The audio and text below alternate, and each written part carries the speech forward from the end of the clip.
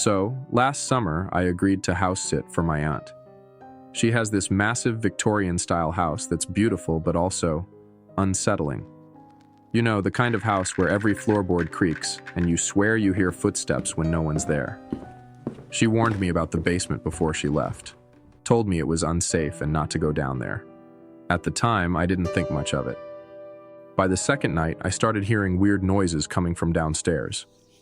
It was faint at first, like whispers or maybe rustling, but it was constant.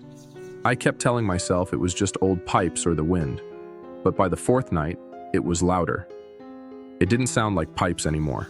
It sounded like actual voices, murmuring something I couldn't quite make out. At that point, my curiosity got the better of me. I grabbed a flashlight and decided to check it out. The basement was freezing cold, much colder than the rest of the house, and the stairs were so old they felt like they might collapse under my weight. At the bottom, there was this strange, antique-looking box tucked in the corner.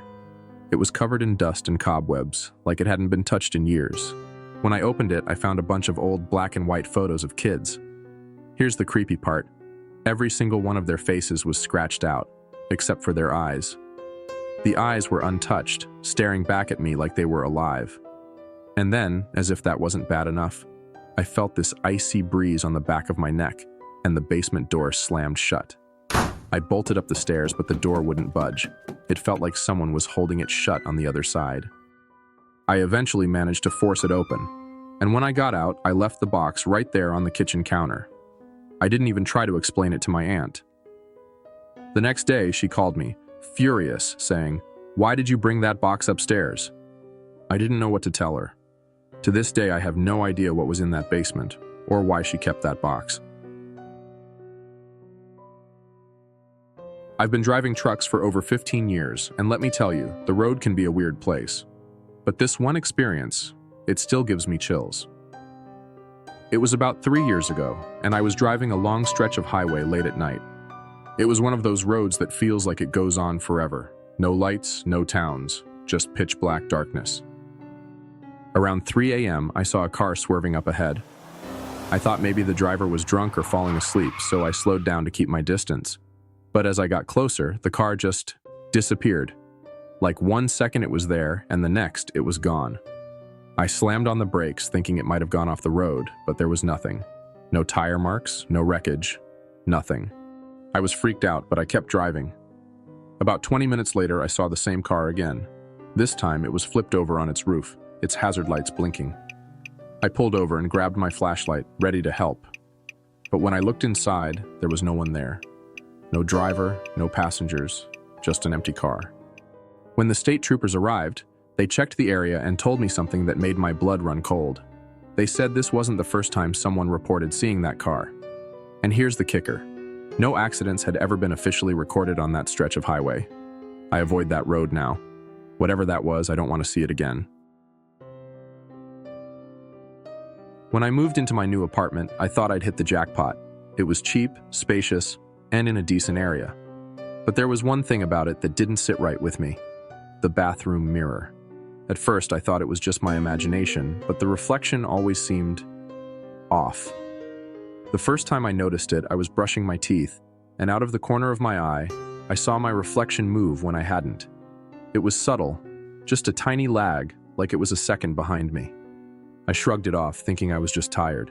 But over the next few weeks, it got worse. One night, I was washing my face, and when I looked up, my reflection smiled at me. The thing is, I wasn't smiling. It was only for a split second, but it was enough to send me running out of the bathroom.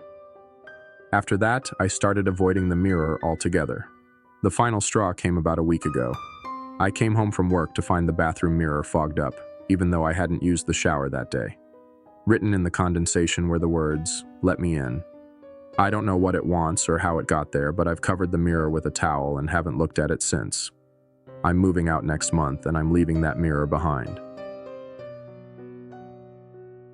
I moved into a small apartment complex about a year ago.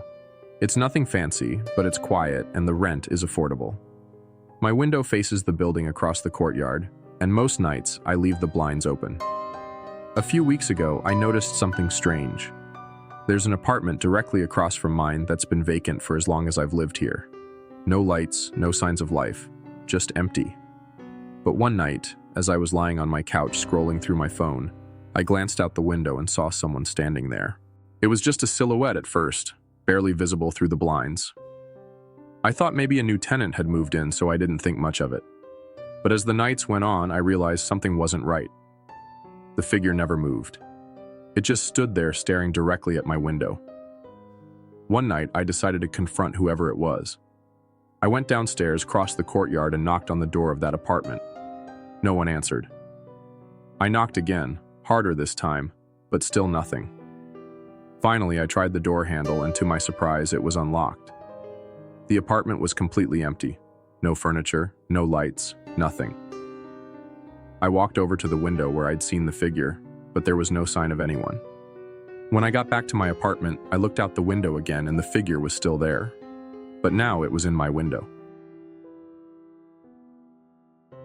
I'm an avid hiker, and there's this one trail near my town that I love. It's deep in the woods and rarely used, so it's perfect if you're looking for peace and quiet. But there's this one stretch of the trail that always gives me the creeps.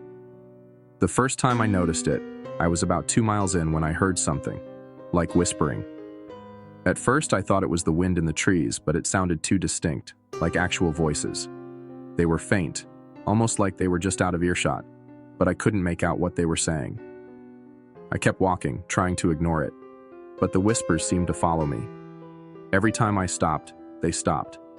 Every time I moved, they moved. It was unsettling, but I told myself it was just my imagination. Then, one day, I decided to record it. I pulled out my phone and hit record, hoping to capture the sound. The whispers were there, clear as day. But when I played the recording back later, I realized something horrifying. The whispers weren't coming from the woods. They were coming from right behind me. I haven't been back to that trail since. When I was in college, I rented a house with 3 other guys. It was old and falling apart, but it was cheap and we were broke, so it worked. There was one room in the house, though, that was always locked. None of us had the key, and the landlord told us to leave it alone. We didn't think much of it at first. But as time went on, weird things started happening.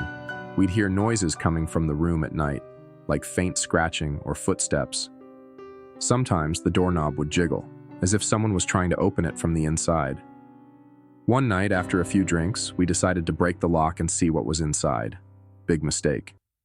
The room was empty, except for a single chair in the middle of the floor. There were scratch marks all over the walls, like someone had been clawing at them, and the air in there was ice cold. We laughed it off, trying to convince ourselves it was just an old storage room or something. But that night, all of us had the same dream, of someone sitting in that chair, staring at us with hollow eyes. We moved out a week later. I'm really into urban exploration. A few months ago, I found an old abandoned cemetery on the outskirts of town.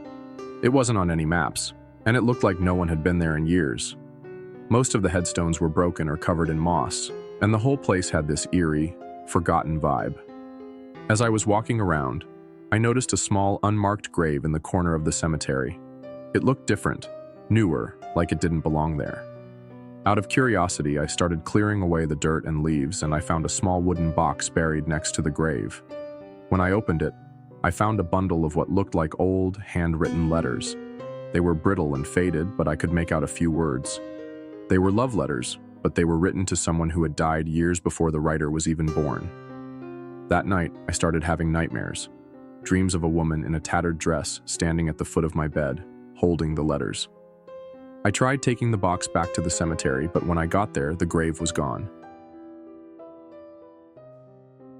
I worked the night shift at a small hotel, and let me tell you, the graveyard shift can be weird.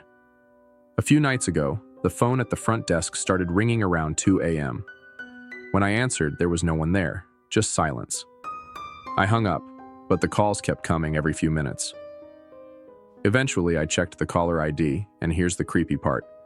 The calls were coming from one of the rooms in the hotel. Room 308. The thing is, room 308 has been empty for months. I grabbed the master key and went up to check it out. The room was dark and cold, and the bed was made like no one had touched it. But the phone in the room was off the hook, even though I hadn't heard anyone pick it up.